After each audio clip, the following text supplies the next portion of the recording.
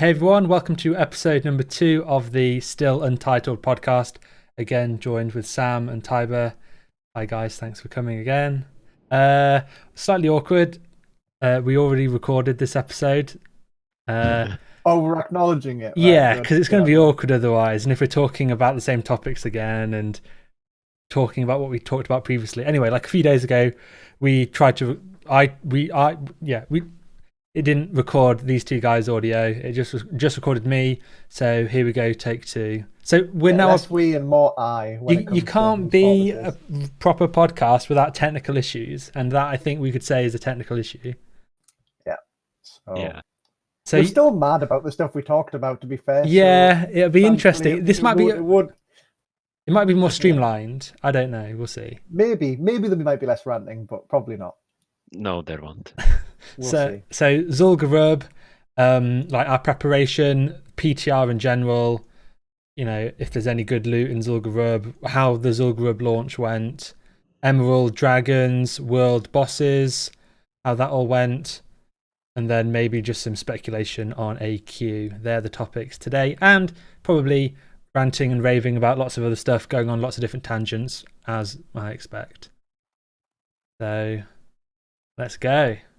So, do you want to talk about in chronological order? So let's talk about the PTR first. So we got the Zul'Gurub PTR, which is the first PTR we've got from Classic. Correct, yeah.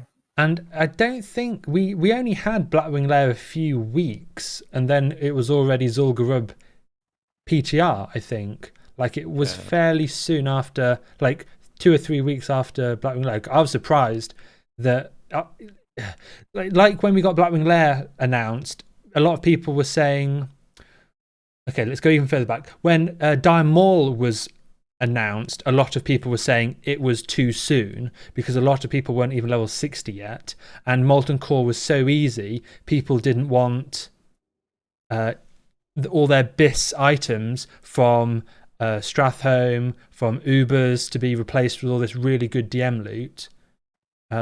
And it's the same with when Blackwing Lair came out. Like a lot of people were saying, whoa, we've only just had Dire Maul for a few weeks, but they continued the Blizz-like pace of introducing new content with Blackwing Lair, and then as soon as we clear Blackwing Lair, 3 weeks or so, we've got Zul'Gurub on the PTR. So they're keeping it coming pretty quick, which is good.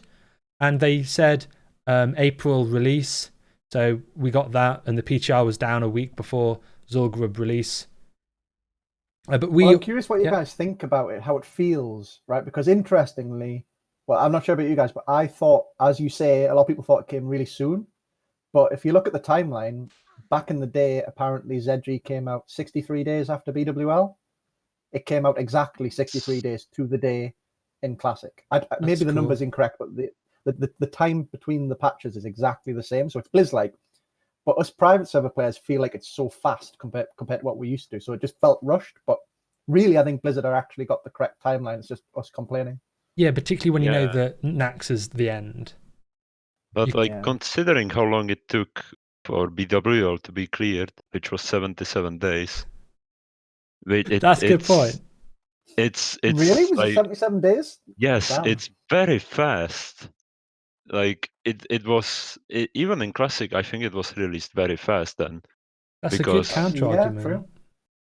Almost, it sounds like they should have slowed down back then, to be honest. But we certainly need the pace of it now. I mean, this is a wider question, right? That everyone feels like everything feels a bit rushed, but you kind of have to when everyone can clear everything in an hour or whatever. So.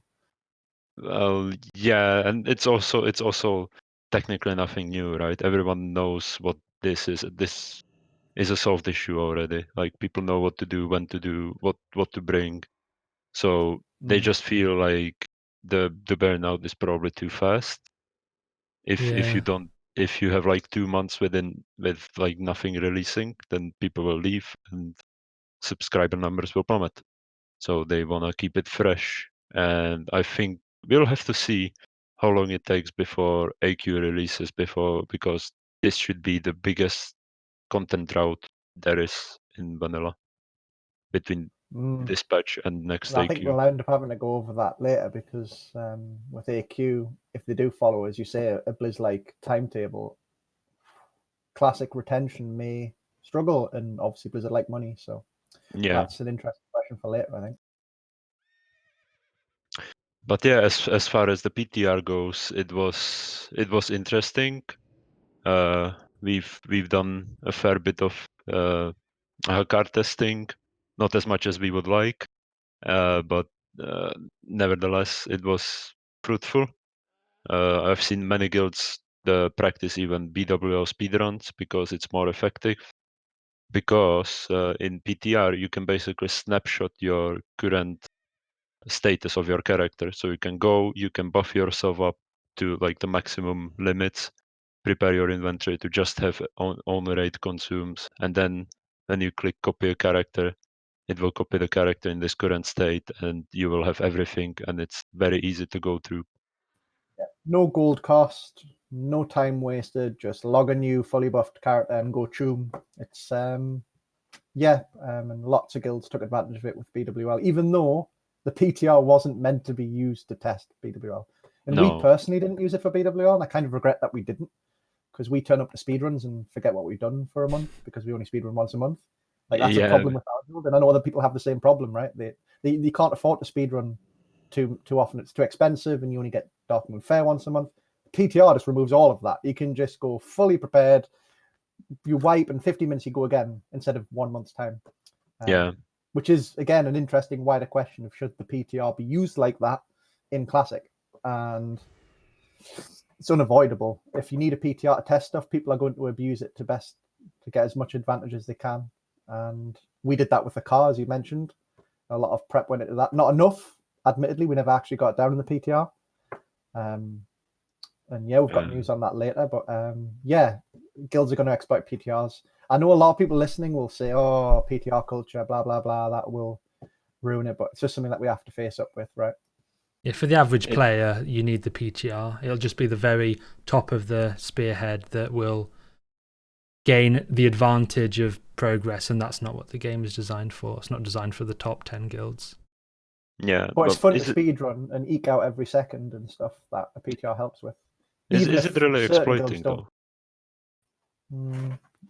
Debatable. I mean, if you're testing ZG, a car, I don't think that's exploiting because that's what the PTR was there for. But I think going back and testing BWL in the PTR was borderline. Well, it's obviously not an exploit as such, but it was certainly not the intention of the PTR at all. The content was released by that point. It didn't need testing. Yeah. There's a lot of guilds throughout the world that do not care about 20-man content at all. So I can see people using the PTR for just being a speedrun test or BW test if you didn't complete BWL yet for whatever reason. Yeah. I guess that it caters to wider audience rather than those that are interested in new patch and new content, which most of people are, but some people are still not done with the old content, I would guess. And you can also copy your character over an infinite amount of times. So when you're ready to do a speed run, when your character's world buffed, etc. on live, you can copy it again and again and again. As long as on live that character is logged out, still world buffed, you can keep copying, keep doing Blackwing Lair, keep wiping on 5 Priest Hakar, keep copying, and every pull have all of those world buffs again and again and again. So with Classic now, people know a lot more of the answers and how to min-max, and it's pushing the game to be so narrow, and being able to copy-paste your fully world buff character again and again and again further squeezes that, because normally you're restricted by the time investment it takes to get your world buffs and have that fully prepped character. But on the PTR, you can just again and again and again keep going. So yeah, that also it sounds exploitative, but then when to play devil's advocate a little bit, when you consider the alternative, which is what we did for BWL, where we run our own private server and we do a few runs of that, because for a disclaimer, Praxis were not a Classic guild before this. We've never played Classic seriously. We're TBC gamers, and we'd never cleared BWL, or at least I personally hadn't. A few people in the guild had, obviously, but I hadn't, and I don't think. Well, Sam here has. I don't think TSW has. I'm not sure. Not Classic. I certainly haven't. Not in Classic. So we needed that PTR just to be able to say, right, this is actually what BWL is. Like, we know what we're doing. And we resort to a private server, which I know some other guilds did. And if Blizzard don't have a PTR, then it just pushes people to running their own private server anyway, you could argue. Yeah. Some people do argue that. I understand it. I kind of wish that it was like some, honorable agreement that no one PTRs at all, but that's never going to happen. We live in a world where the game is out for 15 years. People are going to emulate it in some fashion, and they're going to practice. And we live in that world. We have to accept it. And the fun thing is that we get to push the game to its limits, which we'll see later when we discuss the 5 priests. For people who don't know what the 5 priests edgy strategy is, that wouldn't have really been possible without PTR. No. And that's the only piece of content in Classic that I would argue it was necessary for people to test stuff, because you get some assholes who say, oh, it's not world first because it was done 15 years ago. This is the one time the guild who got world first can say, actually, it wasn't bloody well done 15 years ago. Yeah. We actually are world first. So that content needed the PTR to be able to push that. And it was cool, right? And we'll see later that how, innovative the strategies, etc. are. But without the PTR, that wouldn't have happened. Just the devil's advocate. Or it would have been killed now, like days after when they've had attempts with world buffs. Exactly, yeah, which is cool in itself, right? It would have been cool for everyone to go in blind and see how good people are at making calls on the fly. It would have been nice to see. It's a shame that it would have been very hard. Yeah, but it would have been a lot cooler as a spectator, right? It was really nice to, on the PTR and for our guild on live, have progress fights again. And on the PTR when we're doing lots of pulls, it's so nice to just actually experience progression raiding with wiping. That hasn't happened since private servers. Do you know what I mean? Like since Classic launch, none of it's been, okay, wipe, heads together, what we're going to do, okay, let's swap out this and that. It's just and it's cleared. The sad part about progression raiding in Classic is that as soon as you wipe, you have to go back and get all those world buffs again, and that takes major, like most of the preparation for the raid. For like you can brainstorm. 5, No, for any progress that you are just butting your head against. If you wanna do it properly, especially Hackar 5, you need like full world buffs and everything ready. Well, in Classic, let's say in Blackwing Lair, like when we wiped, you just continue even without world buffs. Yeah, but that's not real progress in BWL, because that's I guess some bosses you could see being progressed even without world buffs, but if you wanna do it like properly and do it early and be somewhere on the leaderboard, you probably need to get the world buffs, and they're so huge. Yeah. Yeah, it opens up different strategies, like for example, one tapping Fire Maw without going out, as an example in BWL. You can't really not do resetting that without stacks, capped fire res on everyone or world buffs, basically. So yeah, it's true. You need PTR opens up the environment to be able to test stuff that you otherwise wouldn't without an extortionate amount of investment of time. Like imagine wiping on Fire Maw and going, right, guys, sorry, we need to go and prepare world buffs for an hour, then come back, right? Like that's the what demoralization of the raid would be awful. Yeah, it's bad enough when you wipe on Fire Maw or something every guild wipes on Fire Maw. I don't care what anyone says. There have been wipes on Fire Maw from everyone, including us, and it is demoralizing when you spend 2 hours getting War Chief's Blessing as Alliance. Or do you want to talk about world buffs in a general sense now as a tangent? Yeah, sure. I think there's probably going to be a lot of people who don't really know. Well, okay, they might go and get some world buffs. They might, the guildie will say, "Oh, Onyxia head's being popped in 5 minutes in Stormwind," and they're accidentally at Booty Bay, and they get 15 Zul'Gurub buffs in 10 minutes. Yeah, exactly. Like people will have encountered world buffs accidentally or on purpose, but some of the world buffs, like for example, we got for, and I know all the top guilds regularly do, what we needed for our Hakkar 5 priest. Sorry. I mean, I don't want to talk too much, so maybe let one of you guys go over what the exact buffs are. But a lot of prep goes into some of those world buffs. Well, I know that Sam, I think, has the opposite opinion of me when it comes to world buffs, because you don't like world buffs. Is that correct? I like world buffs. It's just it's annoying to get them, and it basically extends the raid by at least 2 hours if you have it very streamlined. Yeah, that's true. And that I don't mind myself, but I know a lot of people that are raiding. It just basically extends the raid for them. Yeah, it's a big negative. Yeah, and especially when you have buffs in play that are like Virtue's Blessing, which are meant to Hours, be like be a full day almost. yeah, in our which are case. meant to be horde only, and you can basically gather them only by mind controlling the person at a given time when someone pops it, and then hope everything works out and no one tries to interfere with that.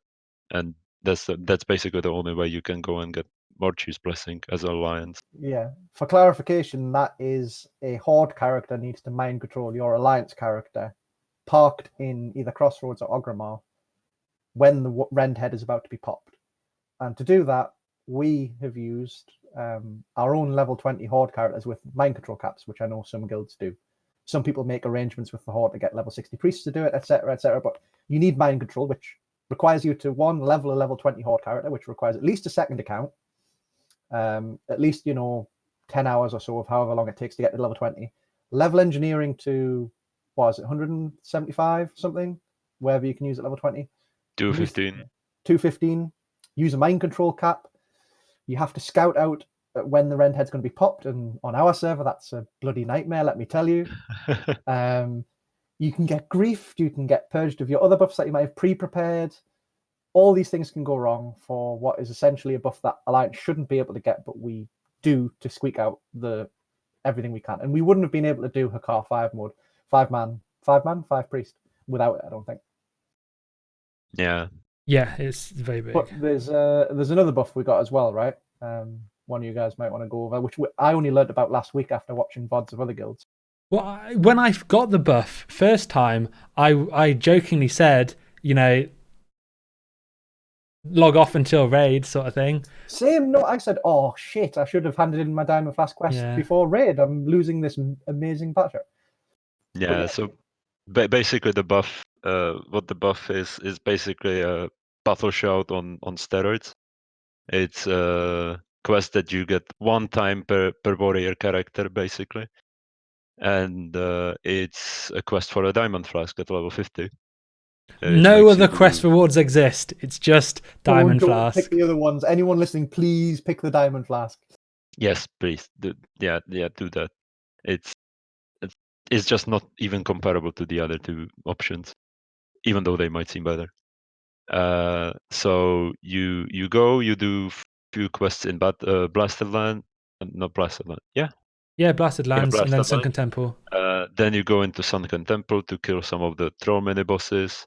You do that, and once you hand in the final quest, the Fallen Hero of Horde will shout and give everyone in a certain range battle shout. Should be 30 yards, yeah. They will receive a battle shout that is for 15 minutes and is a base value of 400 AP, which is basically twice the value of the normal battle shout. You cannot battle shout on top of it. This overwrites your battle shout, and you can't battle shout in it. But it's so much better that you don't mind that at all. Yeah. The only people who do mind are the tanks who have got improved expose put up on a boss and they can't sunder, so they're trying to dump rage and they say, I can't battle shout. Why is it not letting me battle shout? It stops them from doing that. But on Alliance, we don't give a shit about that because we have salve and tanks should be able to keep threat without it. But well, sorry, TSW, for letting you die on our attempt because of lack of threat.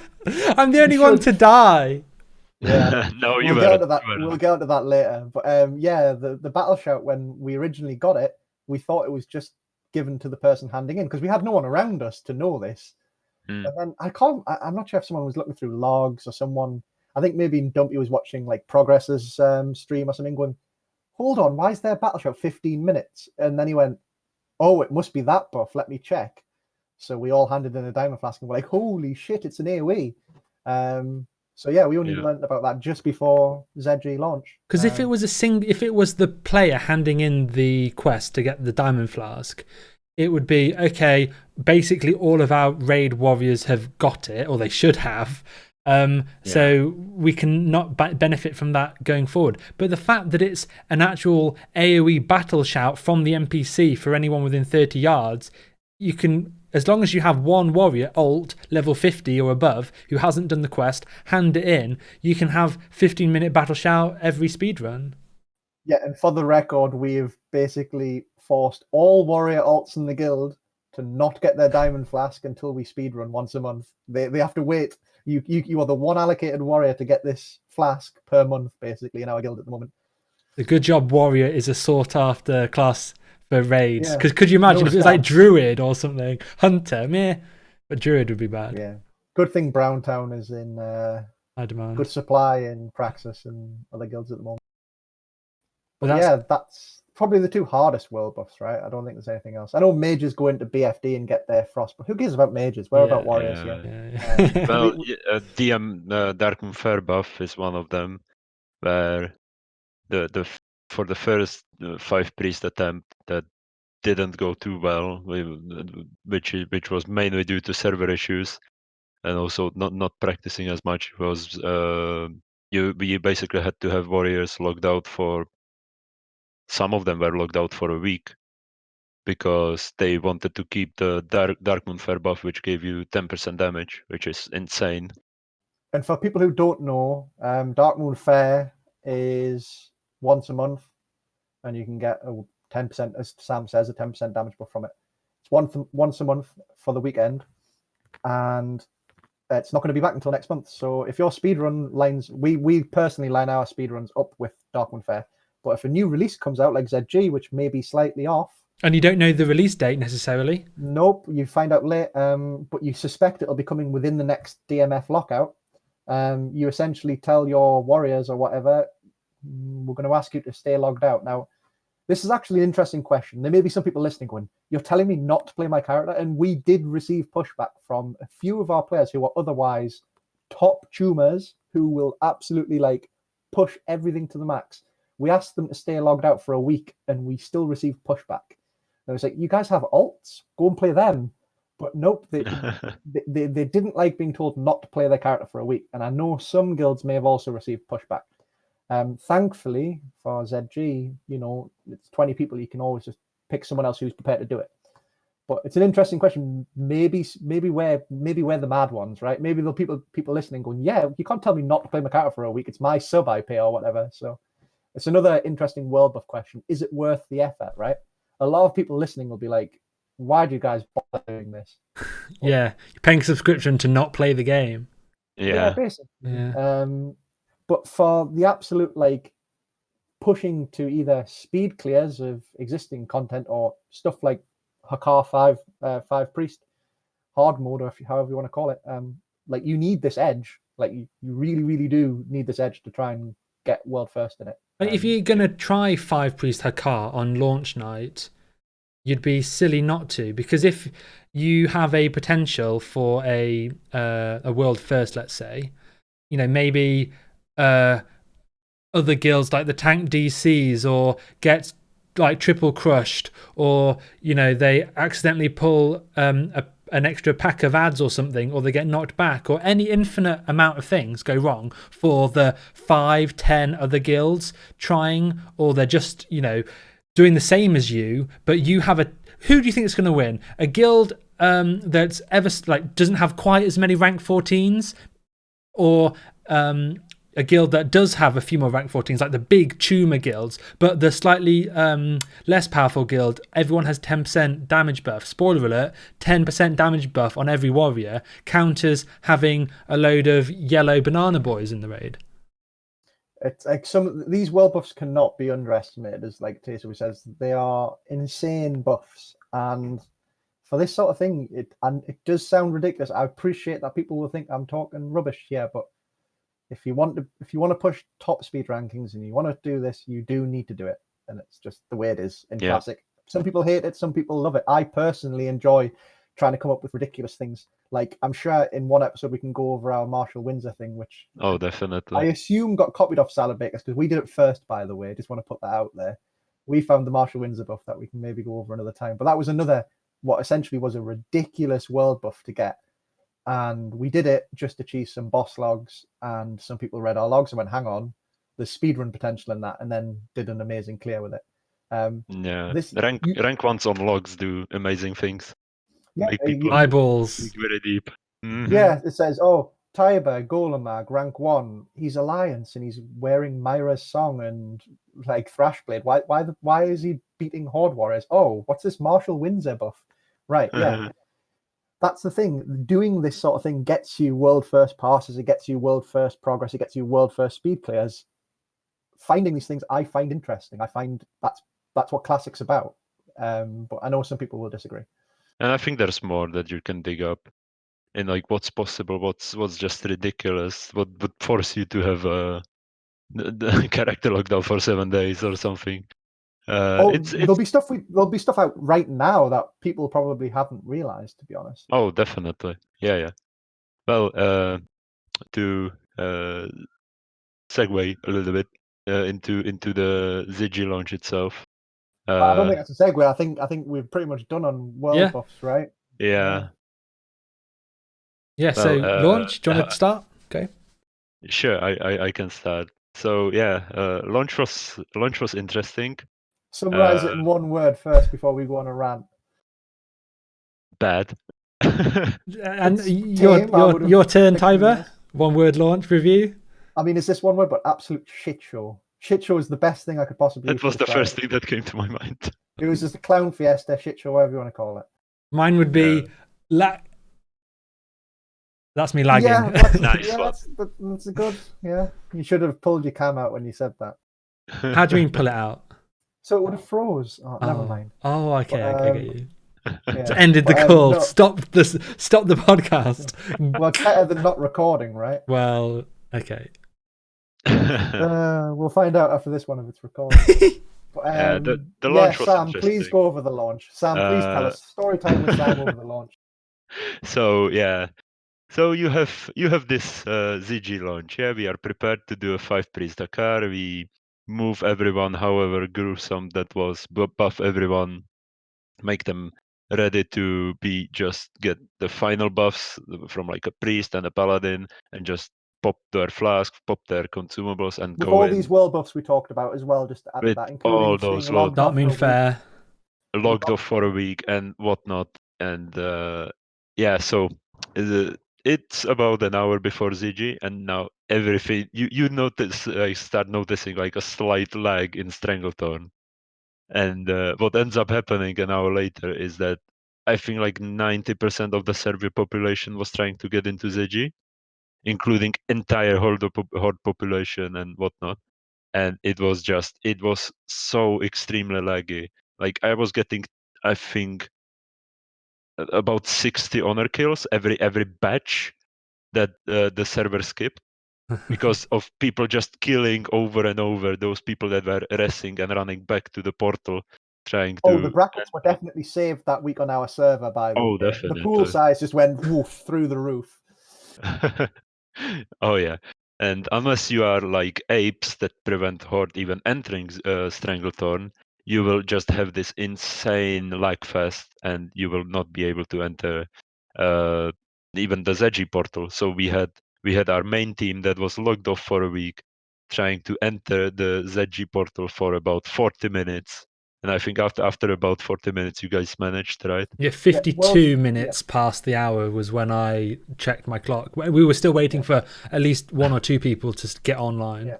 World First had already happened by the time we actually managed to get in. Yeah. I think we had 4 people in when World First got announced, and it wasn't even a 5-priest Hakar. We'll go over what that means, I'm sure, once we get into that. But they killed 1 priest and then Hakar, and they claimed World First Hakar.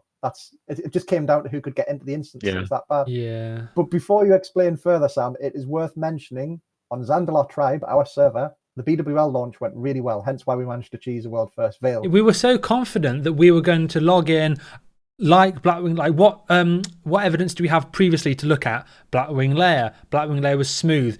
there was no horde. You know, there were horde like pre a little bit, but nothing serious. We just had the orb. We clicked and we went in. Yep, we went in minute 1 and we claimed the world first veil. But we knew that Gehenna and things like that would be terrible, right?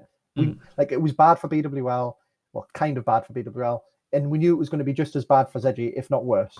We didn't expect our tiny little server to be absolutely fucked by it. But yeah, go on, Sam. Continue storytelling of this shit show, please. So yeah, it ended up with people that were in the main team trying to get into the 5-priest Hakar, into the instance, and they ended up, for example, a lot of people popped their flasks, and then they ended up disconnecting.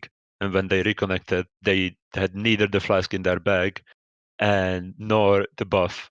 So we ended up, we could have seen that happening, but we just didn't. So a lot of people lost even their flasks, and it was just impossible to get into the raid. Like, yeah, for the record, we lost 4 flasks, every single warrior's roids just disappeared. Still don't know why. No one knows. Roids just don't exist anymore. Apparently, weren't in our bags, weren't on the buff, gone. So 4 flasks, all of our roids. One person just lost all of their world buffs. Just outright, just all of their world buffs were just like, nah, not there. And then we lost someone in the instance because we tried to pre-click because we're in a rush with like 4. We had only like 4 or 5 people in the instance. We started trying to clear some trash. Obviously, that's our fault. One person died, got knocked back to China or something, and lost his world buffs. So yeah, it was a shit show, as you say, Sam. It was not acceptable from a company like Blizzard, as much as we don't expect much from them anyway nowadays. It was a complete and utter shit show from start to finish, and all props to the people who got world first. Blade of Kill, I think they're called, or something. yeah, I'm not suggesting very good job. entirely because they got in first. I mean, people have seen their VOD now. Their strategy was amazing, really cool what they came up with. Again, due to PTR, I'm sure. They're still one of the fastest in terms of speed clears as well. Like it was a really good Hakar, and we can't begrudge that at all. But we just wish that there would have been a bit more of a fight by having the servers just work to a bare minimum standard. Even if it was laggy, but you could get into the instance and escape the lag, it would fine. But we were literally running back and forward into a portal, and it just wasn't doing anything. Yeah. So, talking about this, we should probably go over what 5-priest Hakar means. Yeah, we've kind of mentioned the name and not explained what it is for people who might not know. Do you want to do it, Wee Wee? Yeah, Sam, do you want to go over it? Sure.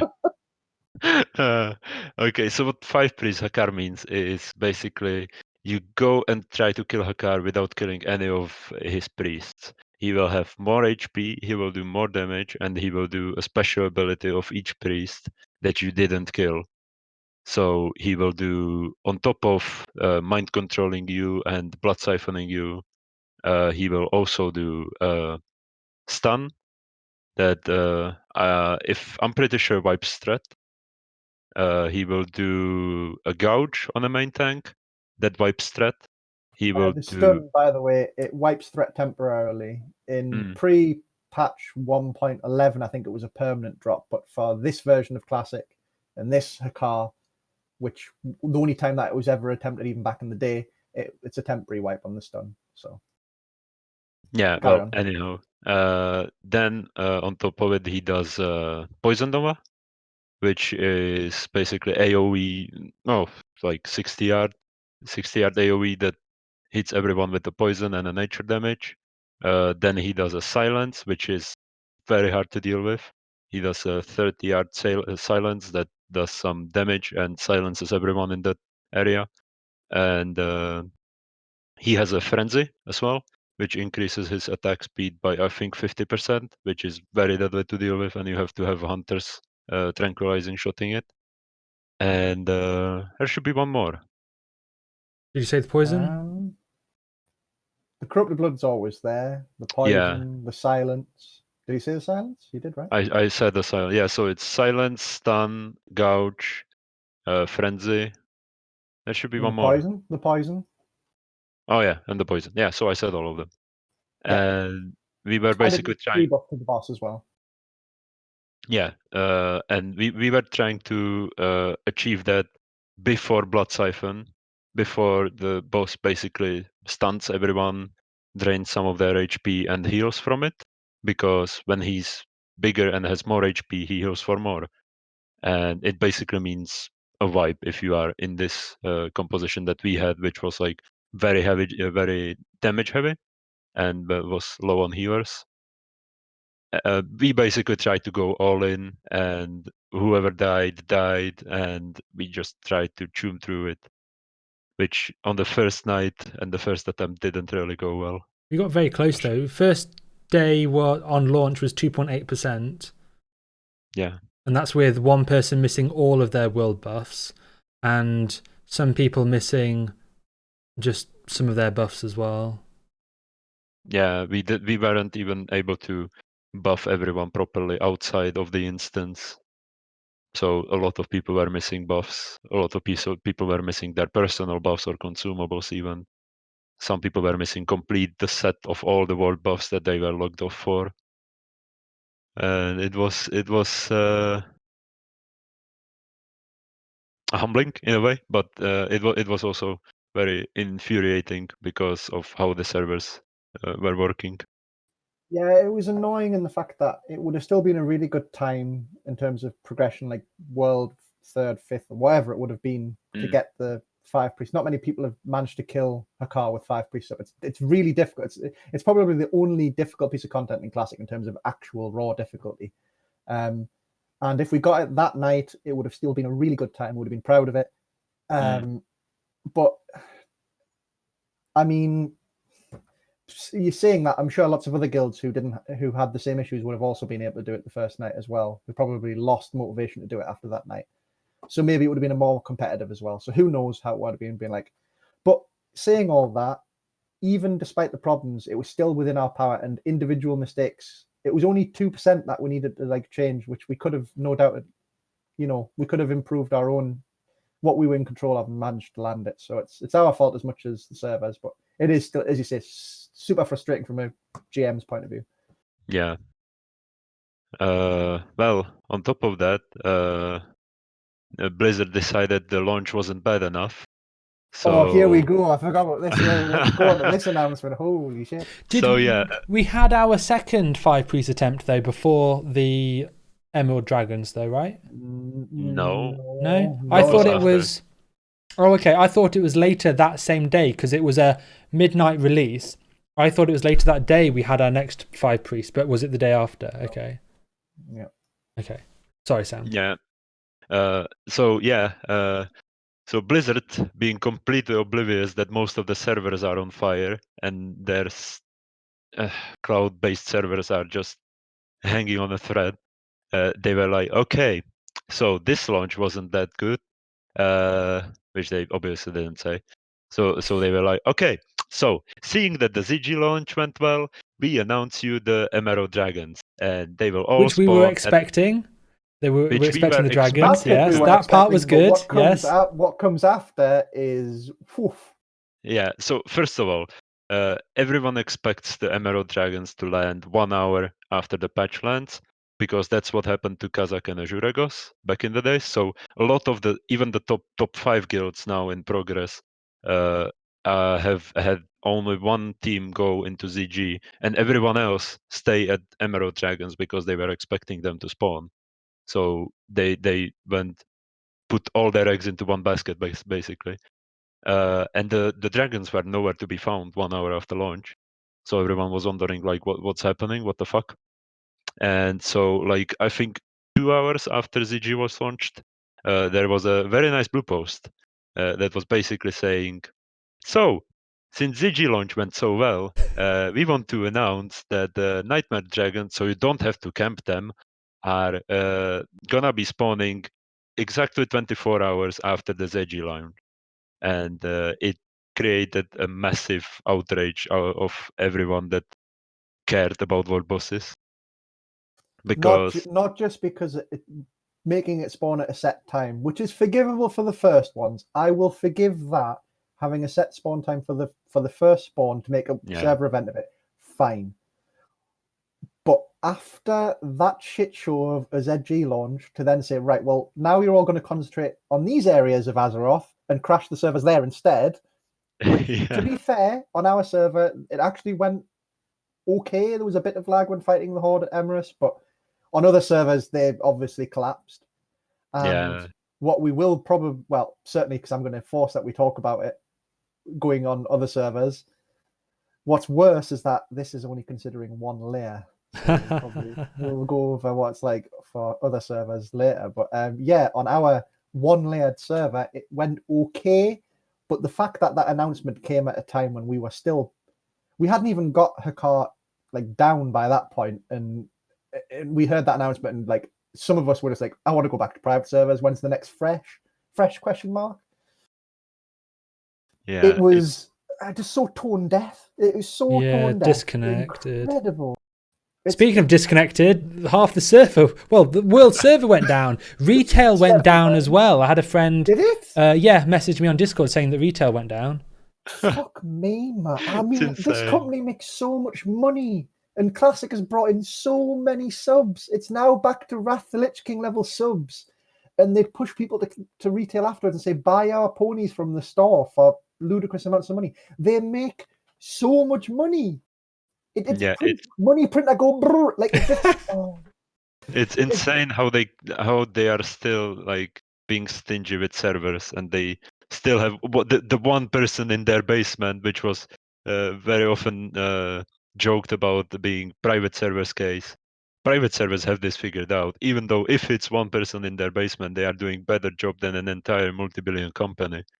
Because I say reputable as if they are, but every semi-reputable private server is run better than Blizzard's Classic.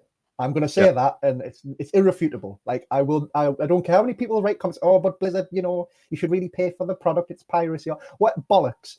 Every single private server was run to a higher standard by like one bloke in a basement on donations to keep the server running than a multi-billion-dollar company running a 15-year-old product.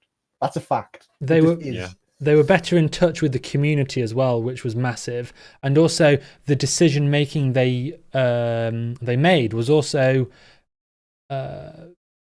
like the community agreed with it more. There were lots of things like layering, like the lag, like how the itemization, the difficulty, all of these things that come about, and Blizzard just kind of just do like big sweeps of, oh yeah, no, we're not going to do any of that. It's all going to be 1.12. It's all going to be end itemization. It's going to be 112 difficulty, and it's all of these things where private servers really took the time and the effort to see what the player base wanted, and not just do Blizzard are basically doing the easiest option every single time, launching with layering, just releasing content, and if servers crash, they crash, whatever, because it's easiest for them. No itemization, the stock 112 difficulty. They're not giving us Classic how it was back in the day. They're giving us whatever they had at the very end. It's the most convenient product that they had, and they're just Control-C, Control-V, and we're paying a subscription for it. We're getting 5 servers on launch. Like, I keep forgetting about that. You always say that, and I forget every time. I think that sums up everything. Yeah, right? Is that they just expect a Classic to fail, right? Like they just don't value it at all. I think I said this when we tried to record this episode last time, but let's say there are 5 servers, and let's say the WoW Classic got $10 million to make its thing, right? Let's say that in Blizzard's mind, that's I don't know what a life cycle, with 2-3 year life cycle of Classic from start to Nax. There's $10 million, make it happen, Classic Blizzard team, go. And I think what's happened is the amount of servers that there have been is like 5x, and that 10 million has still stayed as it is, and they're not recruiting new employees, they're not revamping their infrastructure, they're not thinking, okay, we need to take this back to the roots and really think about this. They're just going, okay, well, we've spent a load of the portion of our 10 million or whatever value it is, obviously, now, and we're at this whatever shitty trajectory, starting with 5 servers, and it's like, mate, we've blown up times 5 from that at least, yet the money's staying the same, the level of commitment Blizzard have is still the same, shitty 5 servers, only this amount of money, whatever. What they really needed to have done was, first of all, they had the name reservation thing that gave them 2 weeks of leeway to be like, shit, we've got millions of people, or however many, tens of hundreds of thousands of people registering their names. Is that not like sending off alarm bells that this is a big deal? About that TSW, about the name reservation, that involved having to pay a sub ahead of time. 2 weeks ahead of time, retail player, which, to be fair, there are a lot of retail players who played Classic, which I didn't expect. I thought it was mostly going to be private server people or people who hadn't played since back in like Wrath of the Lich King. A lot of our guild, even a lot of the players on our server, are retail players, either now even or recently. So that was surprising. However, the obligation to pay a sub 2 weeks ahead of time is going to put off some people. But I know for a fact that the number of character reservations was already much higher than what Blizzard anticipated. If you check the GUIDs of characters which were reserved, their numbers go into almost the millions, if not into the millions. Are these GUIDs throughout every server? Like they're all... To my understanding, yeah. Because the numbers do get silly, don't they?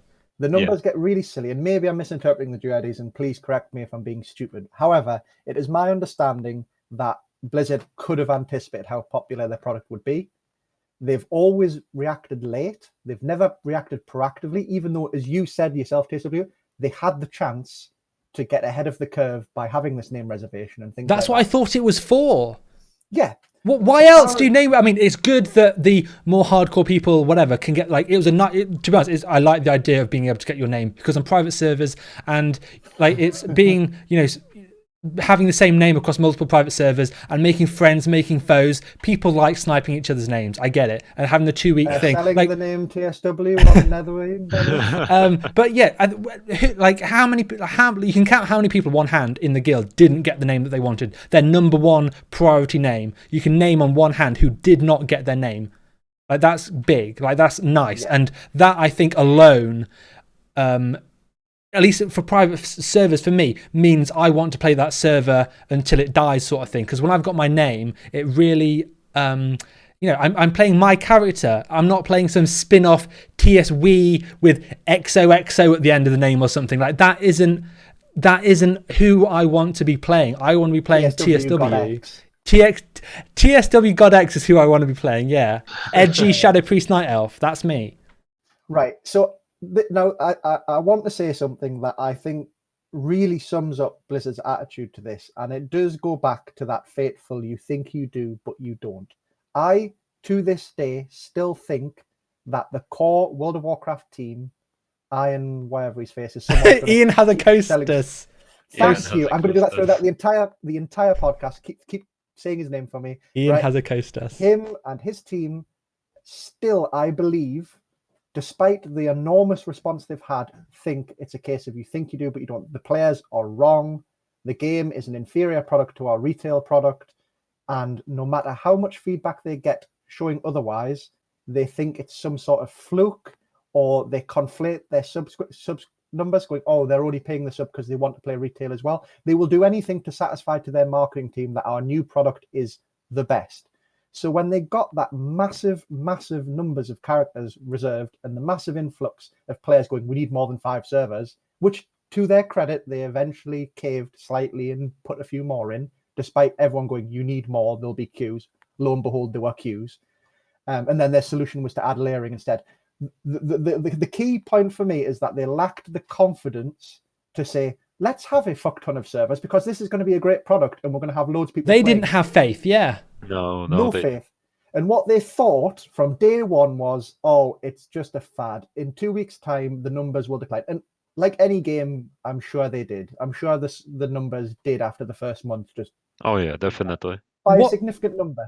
However, they did not go down anywhere near as much as Blizzard thought they would. And I'm okay, they can't anticipate a pandemic, but numbers have gone back up again with people wanting to play the game because they've got bugger all else to do. Or for other reasons, maybe Classic could be a good game and that's why people play it. Like, do you think Blizzard actually like go, do we have something good here? Or do they still think, nah, they're doing it because they want to play retail or it's a fluke or it'll die off? I still think they're in the latter. You'd have thought that they'd clue up at some point. You know, we've had Blackwing Lair, we've had Zul'Gurub now. At some point, they've got to think to themselves, people are still playing.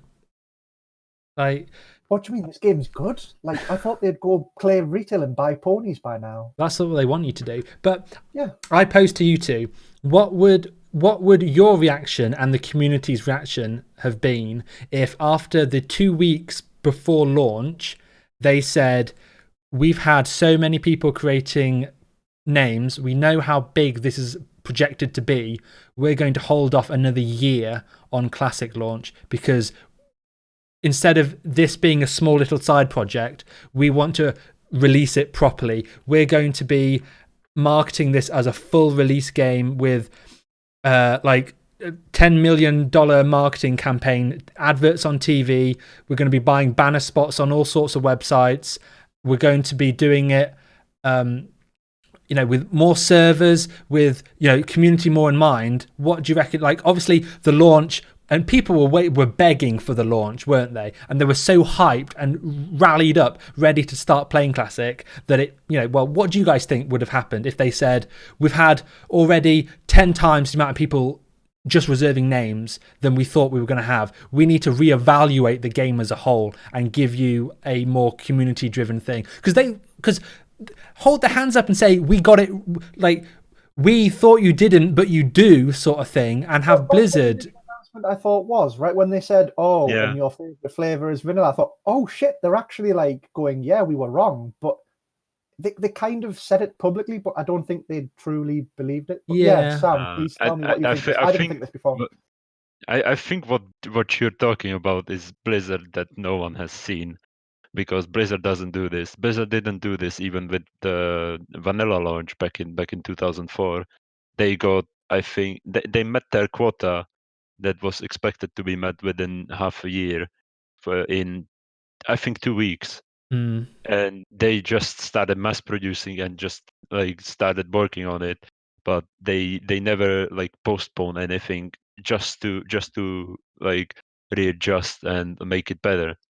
But what I don't like is that they are just trying to cheese everything with cheap results after the fact, the sort of option. yeah, they're not getting ahead of the curve, they're reacting and they do it the easiest possible way. It's the reactive behavior on like, okay, so this many people want to get into the game. Okay, all right.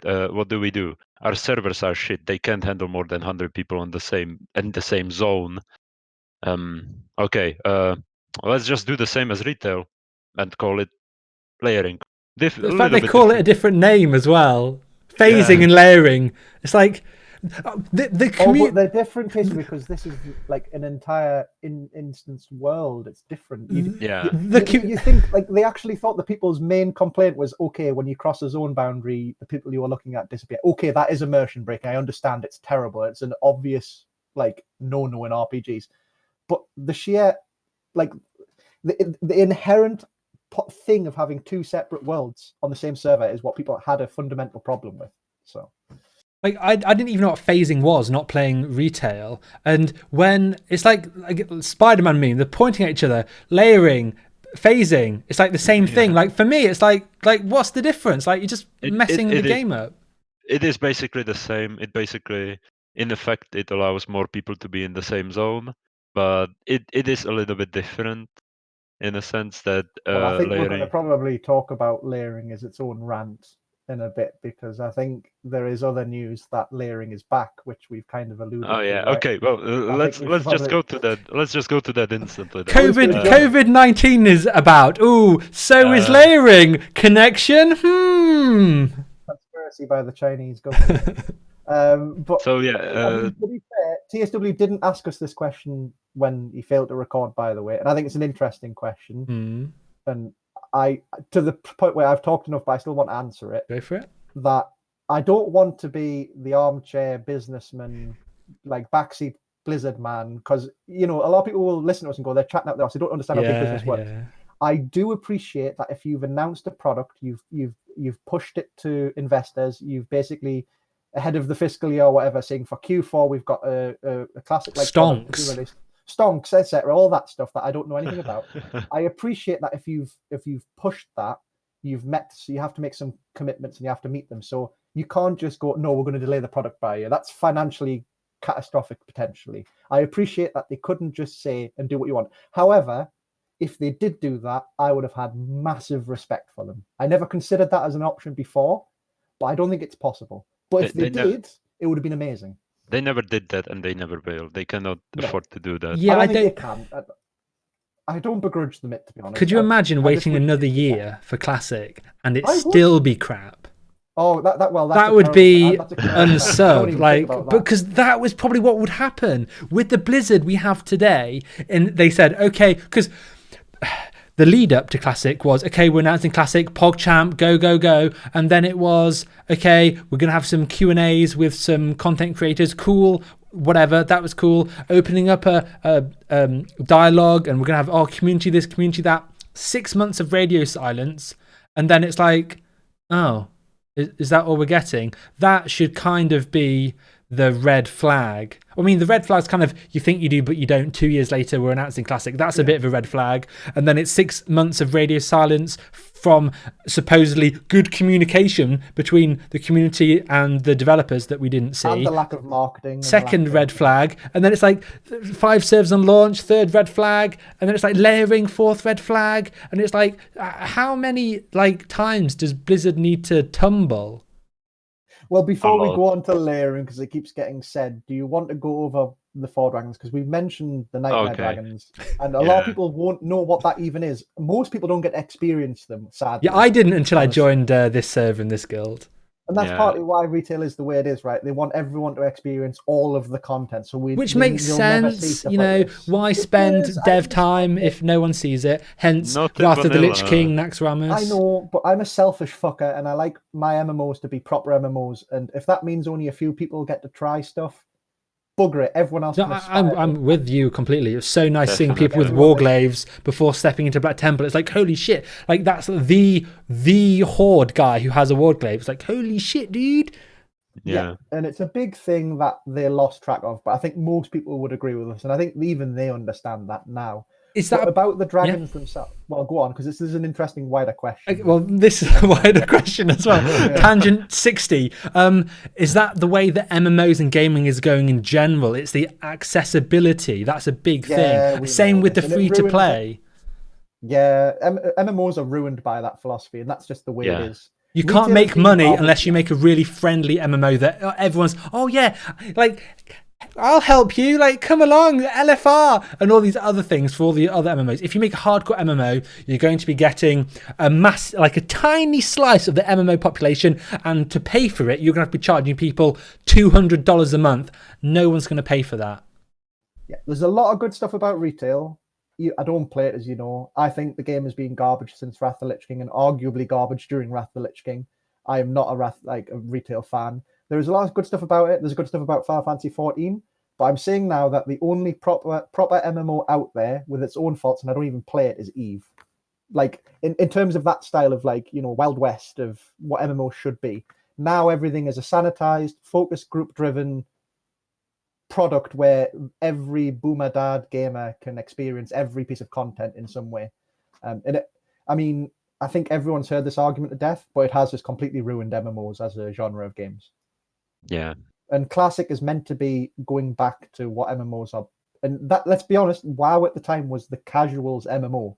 It was the casuals EverQuest. It was the casuals Ultima. It was, it wasn't a hardcore game back then, but that's as close as we're going to get to a proper MMO experience. And that's why it's so popular. There is a market for it. Yeah. And WoW Classic by itself was made by those EverQuest and Ultima, pro players that just wanted to have a cohesive, better game in overall than just the sum of its predecessors, like Ultima or what was the other one? EverQuest, yeah. Oh, okay. But would you say world bosses are probably the coolest thing left of like an old MMO experience that we have. It's the most And yeah, it's the most rewarding, I think. It's not even Non-instant loot based, really. competitive. Yeah, there's No. like some good items, but it's so cool to be able to have a out of instanced PvE PvP fiesta. Like it's Yeah. really When the bringing servers run well, everything. yeah, it's amazing. I was talking about this today, actually. That I don't think they made a lot of the world bosses with mind of griefing, because before there was mainly like a few groups that were just dedicated into running world bosses. Most people, I think, saw it as just extra content that they didn't really care for. If that was the case, Sam, why did the dragons give a debuff when you die? And Azuragos. Yeah, Well, the dragons. just for me, the Emerald Dragons seem so griefable that one person can make it a hell for a full raid team. But that's the cool thing, Sam, whether they meant it or not. Yeah, that is the cool thing. I give them It's the just- benefit of the doubt that they did know that, but also I didn't. Also, I think that they weren't designed for guild v guild. I think they were designed for horde versus alliance more so. Oh yeah, Which Yeah. we don't have, for disclaimer. But Yeah. Sam, for the benefit of everyone, do you want to go over what the dragons do? And I'm calling you out because I shot call and I keep forgetting which one's which I did on launch night, by the way. This one's a Nefarian. Yeah, not quite that bad, but we ended up wiping because I called the wrong strats, forgetting which dragon was which. You had to put me on the Well, spot, there was didn't another you? reason. So I'm putting you on the spot, so I don't Wowwiki.com. have to. Yeah, just quickly Nah. Google. Don't Because worry, look, I have it bookmarked. Yeah, that's good. So yeah, So, the Emerald let- Dragons, as a let- preface before Sam explains, 4 dragons got spawned in the game, and they all have similar but different mechanics, and they all spawn at the same time. Go, Sam. Just 4? Oh, yeah, don't worry, I'll go over that as well. So, you get those 4 dragons, which are Isondre, Terrar, Emeris, and Leffen. And I'll start with those that I actually remember, which is all of the dragons have tail swipe, they have breath, and they have cleave, I think, which most of the dragons in classic have. But Emeris on top of it is doing this nice little thing that it spawns a mushroom whenever someone dies, and the mushroom is spreading a nasty disease. It's a physical debuff that you can't get rid of, and that means if you have a lot of people dying, you will have a lot more people dying after that. And It the gets out of mushroom, control quickly, trust me. it does, and the mushrooms stay for quite a while, so you have to clear out a lot of ground to be fighting Emeris. Also, Emeris on every 25%, so on 75, 50, and 25%, does its special ability, which is Tremors of the Earth, I think, something like that. Corruption of the Earth. Corruption of basically the Earth, fuck yeah. the raid. It's basically fuck the raid. It gives a debuff in 100 yards range that ticks, I think, for 25% of your HP and for 4 seconds.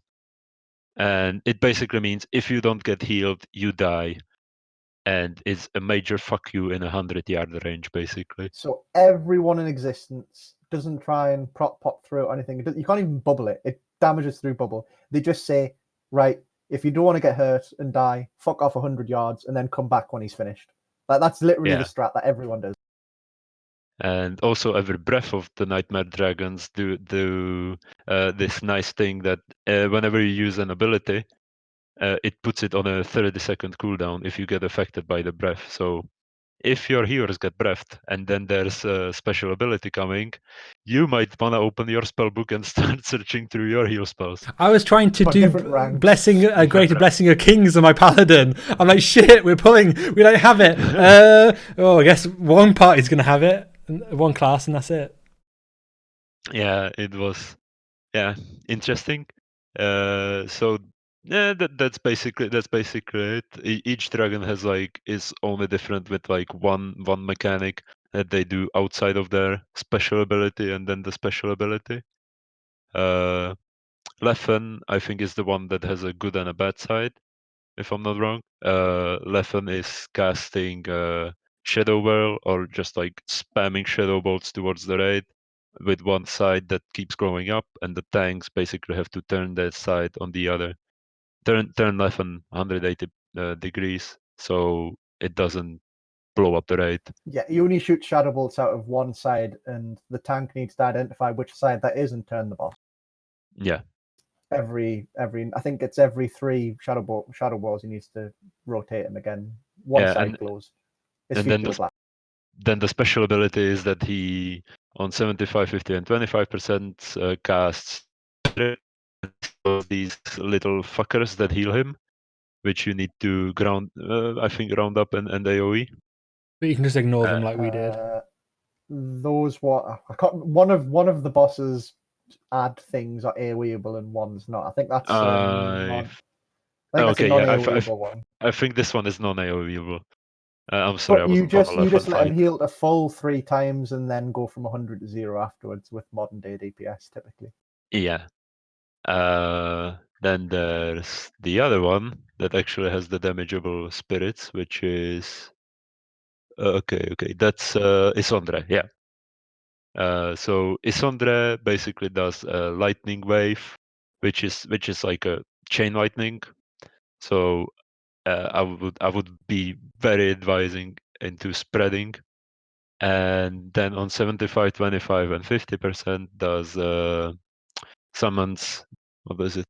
Oh, demented druid spirits, and those are moonfiring you. Those are casting Curse of Thorns on you, and you have to dispel those and round them up, AoE them down, and it's one of the easiest dragons there is.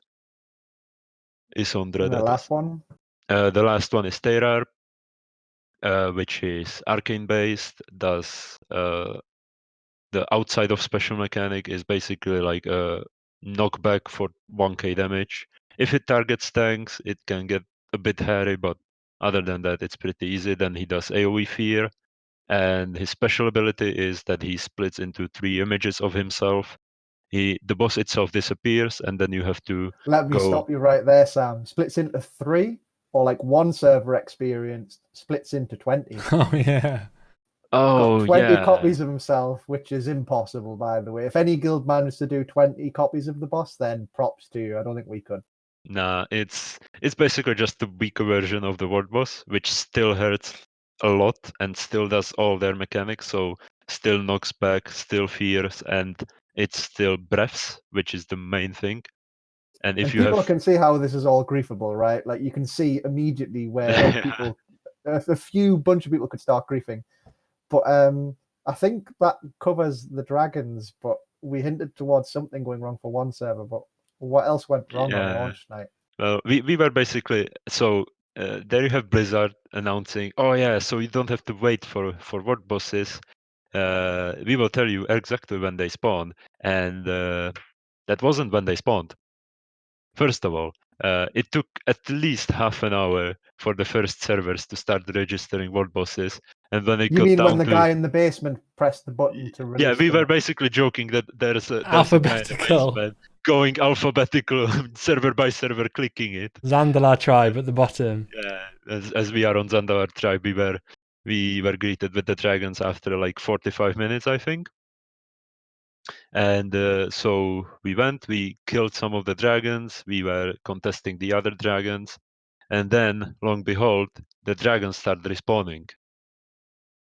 And we Well, are like, before that point, even Sam, the first problem. Well, okay, you said they spawned late. That's the first problem. The second problem, which I personally fucked us over with, was 3 dragons had spawned and 1 hadn't. They meant to spawn at the same time, by the way. So we said, no problem. It's a laggy launch. We'll forgive them that. 1 spawned late. He was having tea or something. It's fine.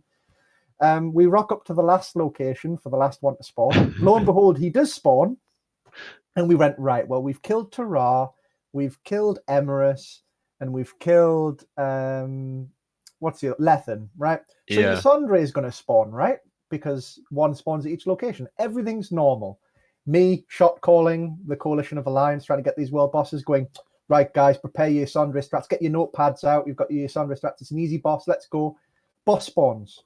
I don't look at the name of the boss because I think it's Yusandre, right? I run in and go, right, guys, 75%. We're going to get some spirits. Let's find a meetup point and group up.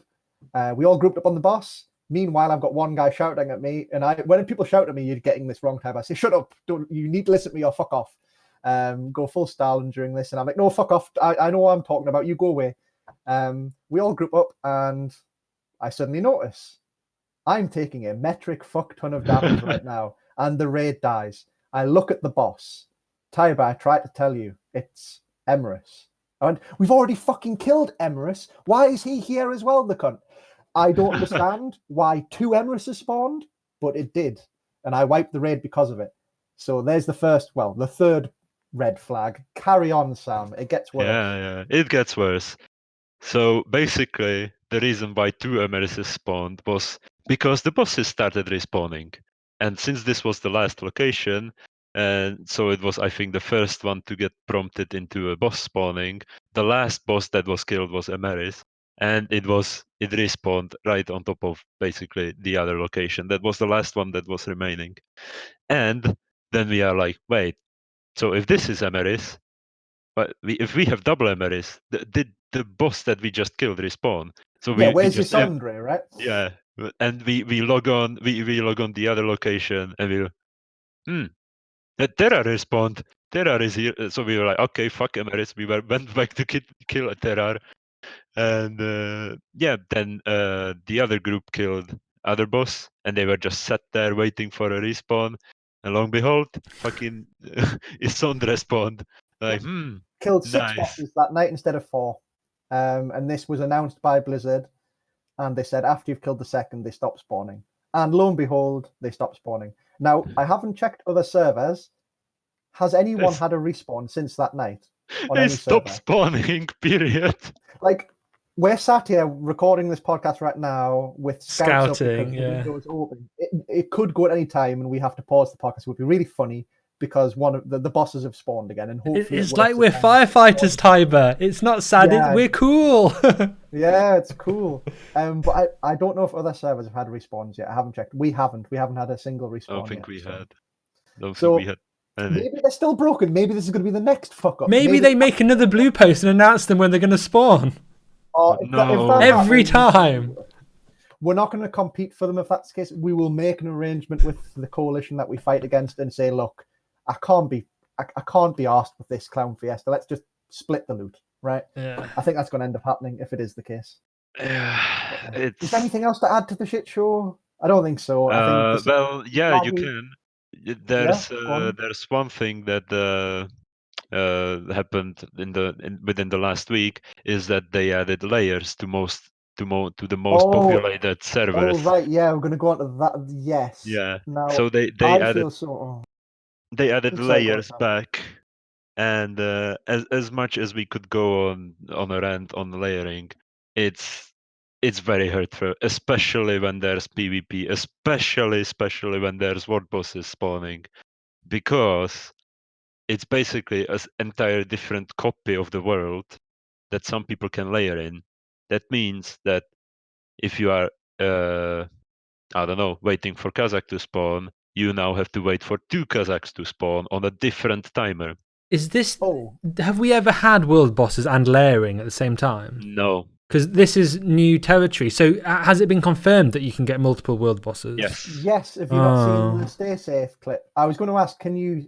without sounding like Joe Rogan talking to Jamie, can you bring stuff up and like play stuff yet? I can try. Or is the technology not there yet? Because there are 2 things that are very funny for this. One, Staysafetv's reaction to being summoned to another lair to do a Kazakh, which is confirmed, which is bad enough. But then there's the original speech by Irons talking about, or Ian, or whatever you call him. Ian, yeah. Ian. There's the original speech by him saying, yes, layers will only be around for the first 2 weeks or whatever, first bit of phase 1 of Classic. We understand that it's antithetical, that word was used, to the spirit of Classic, and we don't want, for example, multiple Lord Kazakh spawning on the same server because we want people to compete over the same Kazakh. And you can do this. Can you actually? We have the technology, guys. The technology's there. We maybe Nice. didn't record audio last time we tried, but this time I have a browser. We have our webcams. Test. We have audio. We have audio. Excellent. Okay. What am I doing? Showing a YouTube video. Bring up the clip, Jamie. I was watching Joe Rogan earlier today, actually. So what we're doing? Stay safe, dragons. The Stay Safe, and then after that, it'll be very good to play the original speech by Ian, if you can find that as well. Oh, no. I'll go on his channel. That'll be a good idea. No copyright. Please stay safe. Subscribe to Stay Safe if you want some quality. Yes, but yes. Is it a clip from his stream? It's not on his channel. I can't remember. Maybe you can add it afterwards. We're crashing and burning. We. Oh, maybe. Just add it in. We will do it in post. Okay. Yeah, we'll do it in post production. But yes, for context, he got summoned to a Kazakh on another layer.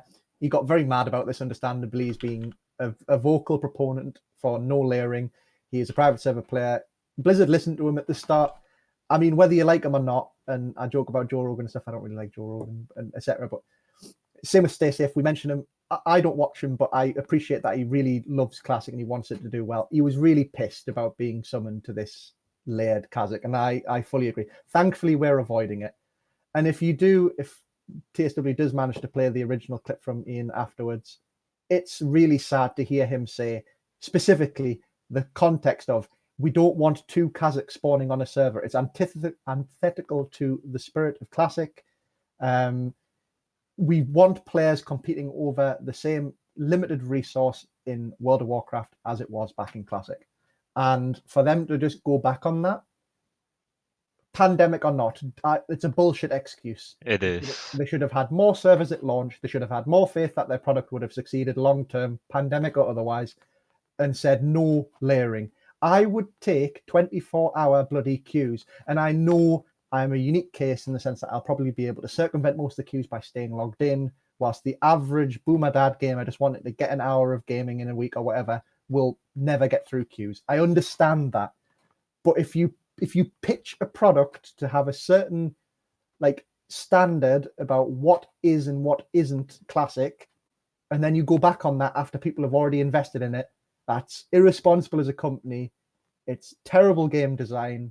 And it's just absolutely shitty customer service. And don't let me get fucking started on that rant about customer service at Blizzard. Oh, yeah. I lost 500 golds worth of fucking raid consumables and they won't give me it back.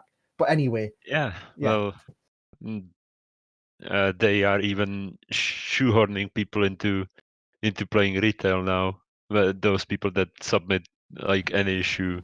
TSW, tell us that story that I only found out about when we tried to record this last time. Please tell that again. Which story? I don't think he remembers that. I was the one that said. Oh, sorry. Did you tell me? Sorry, Sam. Tell us the story. Yeah, it was one guildie of ours had some issues, so they submitted a ticket, and the GM was like, "Yeah, sorry, we can't help you with this issue, but I think you might very much enjoy this double XP event on retail." Was that your ticket? No, it wasn't my ticket. Because I want a screenshot of that, because that is just really. I can get you a screenshot. Yeah, we need. Great! Oh, you have a screenshot. Got receipts. Yeah. Let's go. More stuff for post production for WeWe to work on. After we find out there's no fucking audio. I might be able to show it on stream. I get it that they are trying to make retail seem the same as Classic, but as in the same franchise, the same game, the same family, whatever. But it's not, and it's very. I think the people that voice these opinions are being very loud with this, that they want to have nothing to do with retail, and especially when you are waiting 11 days for a goddamn ticket to be solved, and then you get this backhanded response. It's what am I doing here? Why are people? Why does Blizzard even give you this long wait times, and why do they not have better customer service? Sam, it's horrible. When we have big lag on the server, Blizzard say, "Okay, community, we hear you. You want us to spend more money on hardware, right?" They go next door, customer support division. Get out! We've just found another million, boys. Put it on the hardware. What is the meme about like the boardroom when they discuss things, and there's the one person at the boardroom who says, "Just spend more money on customer service," and they get thrown out the window. Yeah. That's Blizzard right Oh. now. For those who don't know, they cut a third. It was a few months ago now, but they cut an entire third of their customer service division. And boy, because do we they did- feel it. Not because they lost money, and I won't go into a wider rant about why this is, capitalism or whatever, but not because they lost money, but because their projected growth was subpar to what they were projecting. So their growth wasn't as good. They didn't lose money, they just didn't grow as much as they thought they would. So they said, well, fuck the minimum wage people that we employ. Fuck them. They're not worth anything. Get rid of a third. And now we wait 11 days for fucking tickets on a $1 billion company's game product. 11 days for bot response tickets. Oh yeah. Or not solved tickets. Like, who's satisfied with the response that they get from their tickets? Yeah. I mean, the responses are shit, right? But I don't necessarily blame the people who write them, right? Because like there's that famous ticket from Rankers about, when he said, you can't wear your gear after you've deranked, it'll just unequip it. And I think that's not how the game works. You can't expect every customer support person to have a high level in depth of the game. Not saying that's particularly high level, but you can't like they don't necessarily even play the game. They're just a support guy. That's one example, right? And yes, the ticket responses that we get are generally shit, but when they're stretched, going through thousands of tickets, when it's just like a few people, they're underpaid, undervalued, and not unionized, by the way, and their entire fucking division gets cut in by a third, then I'm not blaming the people who work at Blizzard who do customer service. They do a valiant job in a shit situation, and this is not me blaming them. It's the company. It's Blizzard. It's fucking Activision. It's Bobby Kotick. It's the rest of them. Bastards, a lot of them. It's not the people. I think it would be actually like I would be okay if my ticket was like resolved as a no, but I just want to know. I don't want to wait 11 days for it. Like, give me the answer today, and then I'm happy. Yeah, sure, no, but I can focus on something else. If they just told you in an hour, we're going to give you a shitty bot response, so sorry, then you'd be like, well, at least I know.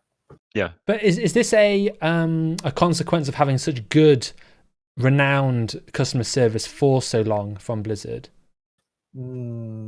It's been long in decline.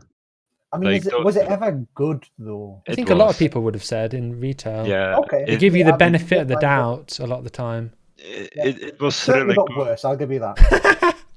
It was really good up until like Cataclysm or Mists of Pandaria. You had like the GMs going to you like each hour even, and to talk to you to resolve the issue. And a lot of them they used to tell you jokes and stuff. Is there anything else I can help you with? Tell me a joke, and they'd tell you a joke and shit. Like you're talking to a real person, get some personality. Then they'd by the light of a loon, poof, and then that's it. Like that was good times. Yeah, back in the day they did. Yeah. But interestingly, if we recorded this the first time, we wouldn't have been able to see this. But I think since then, it's actually coming to a bit of a head now. People being auto banned, so Blizzard's automated banning system is banning people, and a lot of false positives are happening. I know normally when you read these threads, you go, it was because you bought gold off your brother. Yep, it totally wasn't RMT, and you were not in the wrong at all. And normally it's really cool, like when it's RuneScape or something, and what's his face, Jagex comes along and absolutely rips them apart for lying in a Reddit thread or whatever. And I'm sure some of these stories are completely fucking false. Yeah. But I'm no doubt in my mind, a lot of people are being unfairly banned, and when you try and get unbanned, there's just not enough resources to do it. 11-day response for a false flag auto ban. That's not good. Yeah, I mean, what if you were like a super hardcore? Even if you weren't a hardcore raider, you're paying for a third of a month's subscription. And it's worse than that because they might refund you the time lost, which they don't most of the time. We've had some people banned on the server who don't get their paid time back when it expires. But ultimately, some people, for example, will say, well, not now when everyone's bloody at home, but someone takes 2 weeks off work or something going, oh, yes, 2 weeks off, I'm going to tune the fuck out of World of Warcraft. those 2 weeks are more valuable to them than the amount that they paid in the sub for those 2 weeks. And just giving them the 2 weeks sub back when they get like falsely banned or something, and they lose the that's not gonna solve anything. that's like the Tiber. 1-2 weeks they could have had for like half a year that they could play properly, you know? Like, I know Okay, I'm standing for like boomer dads now, which is unusual, but like I do feel sorry for people who get banned when they get barely any time to play. Imagine taking holiday to play WoW. What the fuck, dude? Yeah. I'm Not gonna- saying they're I'm- doing it specifically for that purpose, obviously. TSW would totally never do that. for Never long take holiday terms to play of anything. WoW. And if his employers are watching, he totally did not do that. He went on holiday. I know because his mate rang me on holiday or something. Yeah. Yeah, I was skiing with him in Switzerland. But to go on a different tangent, I interestingly to this topic even, it really amazes me how like this automated banning works and how you for the life of you cannot get rid of the bots that are everywhere. Oh, I forgot about the fucking bots. Holy shit. What you should do, what you should do is, if you catch 5 bots, you can get an immediate appeal. Yeah. Vigilante system. Yeah, Because like solve the problem. There's so many bots on every server. You can be on whatever server and search either Shadowfang Keep where they level. It's a full group of 1 priest, 3 mages, 1 druid, or all the way up to Stratholm where they farm and plummet the prices of everything. And no one, I don't know why, but no one can get rid of them. It's just there are so many of them, and Conspiracy theory time. it pisses me off that I as a single person cannot do anything other than like try to mind control them and fuck them off somehow when they are returning. Reporting them does nothing. Yeah. Right? Like as Sam says. And he's not lying, by the way. He's not coming up with an obtuse example. You can log into World of Warcraft Classic now on any server. Pick any server, make a level 1 character. Do it on all the servers if you don't believe us. And do /who, and now the current one, Stratholm. A few months ago, it was Uldaman, and then Sunken Temple. But now I think on most servers, these 3 mages, Stratholm. Priest and Druid, are in Stratholm, farming Righteous Orbs. If you're wondering why Righteous Orbs have tanked in price, look no further. /who Stratholm 60, and you will see these bot groups which have been around for months. The same, and I don't just mean they get banned and they make new ones. The same characters have been going for 3 months and not banned. Do it on any server you want right now. We know of one bloody orc warrior in fucking Feralis that's been there since I was ranking, who's gone from 40 to 52 on bears for 3 months or something bullshit like that. And he's now out leveling the zone, so he can't level any further. But he's still killing. Everything's grey. Everything's grey. Bags are full of bare teeth, bare fur. They're programmed. It's also I think on Reddit I caught some picture of people that actually managed to trade them in time, and they got all of their banks or all of their posts worth of stuff. Nice. But that's I would say it could be fake because you have to actually like program it to click somewhere else, but whatever. Speaking of trading, batch trading. Oh, that's new. Since last time we tried to record this episode. Yeah, I mean, we might not have long left, so we should totally talk about this because this was cool as fuck. I'm not a caster, I'm a warrior, so I didn't give a fuck. But this is cool. Like, please, Sam, you're the caster. Yeah, you tried it. Noobs. Yeah, you tried it. You tell us. Yeah, it basically how it works. I'm not getting banned. It was all Sam. I know what it is. Most people won't know what the fuck we're going on about right now, but do explain. It got fixed anyway, so like there's no banning anyways. It was a thing with those Zul'Gurub enchants where that you can get from the idols from Jindo and Bloodlord, and what it entails is basically you can get enchants that are from mages class, which gives a hit, and you can give it to, for example, warlocks that are very much struggling with hit if you do certain things.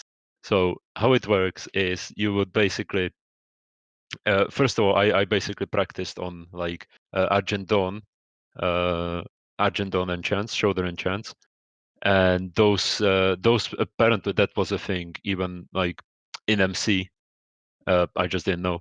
So you can do you can open a trade window, start enchanting that said piece, and Your when own it's shoulders on your own trade window? Or was it on the other no, guy? you cannot do it like a normal enchant, or like you would do like Arcanum of Focus, that you would trade it and So just you're put it in the bottom enchanting. slot. So you're trading a piece of shoulders from you to them, and you're enchanting it just as you trade it to them for free, essentially. But the enchant goes off as the trade goes off. They end up with your class enchant on their shoulders, having just been traded to them, regardless of their class. If you do it on the same batch, is an exploit of batching. Is it as easy though? Sorry, it is easy because it's 300. Is it 300 milliseconds? People already made macros to automate this, and it's basically close to impossible. There's someone in our guild who successfully did a lot. But at the time, it worked very well, apparently. What's the fix? If you've got an item with another class's enchant, has the enchant been removed, or you cannot use the item unless you remove so the it's enchant. cost them a lot on crafted gear? That's not what they announced, though. They announced that the text would still be there, and you can use the item, but the text would be ineffective. Like, so the enchant is shown, and then they're going to do a later patch which just removes the functionality of being able to do this all together. So technically, I think you can still do the exploit. It just doesn't do anything. If it checks which class you are when you're wearing the item, and it just disables the enchant if it doesn't. Okay, fair enough. I thought it's the other way around. Well, regardless, let's be honest, Sam. They could implement it in a completely different way, and we wouldn't be surprised. They could accidentally double the value of the enchant, give you 2% hit. They could. There have already been warlocks that like have gotten their mission dares, which is a head from Nefarian, enchanted by mages, because in raid you can trade items. So they gave it to a mage enchanted it and traded it over. Those are some crazy screenshots, seeing those in the guild Discord. It's like, oh my god, so many stats. Like, oh my god, it's like such a good item. And it's like, oh my god, it's mental. I don't even play a warlock, and I creamed over them screenshots. I mean, even you would be interested. It's like TBC. It's like they've got crit, they've got hit, they've got laser spell damage, they've got intellect. Like all the stats, just throw them all on this item. It's too many stats. Why? Which one would I want, Sam, on the shoulders? You would either want rogues, which is attack power and 1% dodge, or you would want hunters, which is no attack power but 1% hit. I thought the warrior one was better. Warrior one gives stam and defense. Stam, defense, and block value. Oh, right, yeah. TBC hype! I only fucking looked at Hakar hard mode for ZGM. That was so funny. After we, didn't get a really good world first attempt on Hakar, we then clear the rest of the dungeon, and 19 of us don't know what the hell's going on. I think it's Sam who's like, was it Hunter? Dumpy. Okay, yeah. Just telling us what to do. And we're like, okay, Brown, whirlwind. It's so funny. Press our buttons where they tell us. We can report. We forgot, by the way, we finally did it on third attempt. We got Hakar 5 priests down. We must have the most experience on Hakar live servers. 3 attempts. Of shooting, we are world second fastest or third fastest. Not that second fastest. Second fastest. 7th or 8th, like not Hunter Cheese world kill. 22nd overall. I mean, we could have got the first time. We certainly should have got the second time. For those who don't know, sorry to go back a bit because we didn't say this, and it's a really cool story. We were 800 HP off. I resisted the blood siphon when it went off, and I executed, and it went from, like a percent, and then it just said 800 HP. And I was like, oh, lads, I'm going to do it. I'm the hero. I've done it. And then it healed again. And I was like, oh, yeah. And again, any one of us could have done an extra little bit more and it would have been enough. One of our players didn't bother get War Chief's Blessing. Calling you out, Hell Buddy. No more of that shit. We had someone forget to use their cooldowns. We had one person die. Like all sorts of things went wrong that could have been. But anyway, doesn't matter. Third time lucky. We smashed it. We're happy. Everyone's happy. We're good. Carry on. What was it? I was going to say something. I can't remember. But going back a bit, when we were doing the Zul'Gurub Rest of the Clearing, have you ever seen speedrunners when they play a game and they mess up and they do something that isn't part of their very narrow track to do it so quickly? Something goes wrong. They're like, I have no idea what's going on, because they're so prepared for that one situation where they reach the end quickly.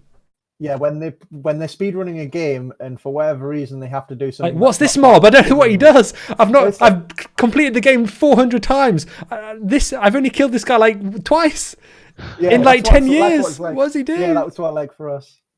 But yeah, maybe the enchant would have been useful for me. But as we say, it was fixed now, right? Yeah. But when's our batching episode back? We need an episode dedicated entirely to batching, because it's we do.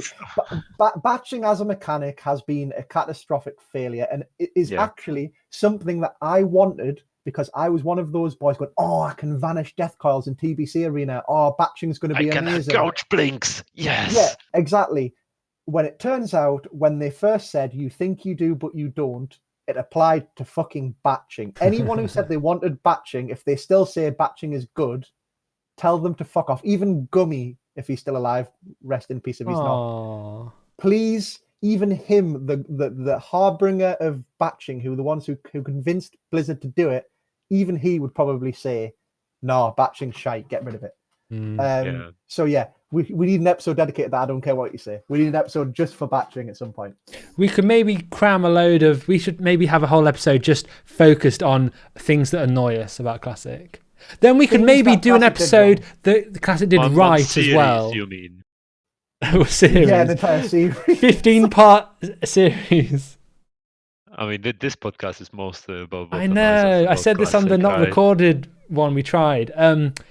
Being very negative, but I mean, I think Tiber said previously we're all still paying subscriptions, multiple subscriptions in many cases, and they're doing something right. But it's largely the social aspect and playing in a fun, good guild with the people who you like with a similar mindset. Eventually, TSW. Eventually. What? Eventually joining a good guild. Oh yeah. I wasn't here on launch. I still want to have an episode where we talk about launch and your rank 14 and just, empty getting server first 60, all those things. There's lots of interesting things to come. A ranking episode, because there's so many stories of ranking, and yes, it'll be a lot of people speaking, and there'll be a lot of people going, "Oh, for fuck's sake, it's tired of speaking again for so long." That will be an episode where I just ran for 2 hours. Sorry. That one I'll forget to record the audio. Yeah. They can skip that episode. Just give them pre-warning and say, right, it's a Tiber episode next. Skip to 5 hours and 59 seconds into the video. Yeah, there'll be a Cripperino, Scripperino, there'll be a Tiberino, Skipperino button which says, get to this point to skip Tiber's ranking stories. But yeah, another time.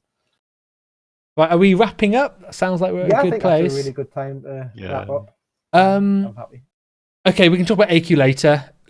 Because that's a whole other thing. AQ's miles off. I don't care what anyone says. I think that needs an episode in the future. Yeah, there's a lot of stuff about it, to be honest. Yeah. There's a lot of stuff I need to prepare for it. And also, it might seem that we like shit on Blizzard for doing everything, but it's because we love the game. It comes from a place of love, yeah. Well, you did say, TSW, that I said it last when we didn't record, so I want to put that out there, that I'm probably the most negative when it comes to this, but again, like TSW says, I also pay for multiple subscriptions, despite being poor as fuck as an ex-PhD student without a job during Corona. I've got bugger all else to do, clearly. This is we've wanted this, even as TBC players, forever. And we're just so grateful to have Classic, because we've been saying it's the best since forever, as we told the stories in the first episode. We wanted this so much. We thought we did, and we fucking did. So it doesn't matter how shit it's being handled, we only complain because we care how much we want the game to be, basically. Yeah, because it has so much potential. Okay, are we done? Right, I'm done. Thanks, guys, and feedback in the comments. Like, subscribe, tell your nan. Name. Yeah, tell your nan. Give us a name as well. Get your nan to pick a name for us. Yeah, we're leaning towards almost positive, which it's getting more and more relevant. Or classic minus, yeah. Classic minus, yeah. They're the runners. Classic minus or almost positive. Yeah, please give us a name. Okay, cheers, guys. Peace out. Bye. Ta-ra.